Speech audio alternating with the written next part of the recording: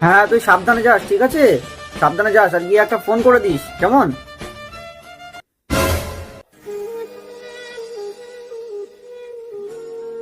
আরে বন্ধু, কি হয়েছে তোর?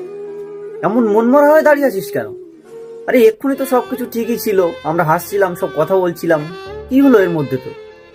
হুম, কিছু না, ভাবছি। ছোটবেলায় ভাবতাম বড় হলে জীবনটা অনেক সুন্দর হয়ে যাবে, অনেক রঙিন হয়ে যাবে। কিন্তু বিশ্বাস কর, বড় হয়ে বুঝতে পারলাম ছোটবেলার থেকে সুন্দর আর কিচ্ছু হয় না। হ্যাঁ রে ভাই, ঠিক বলেছিস একদম।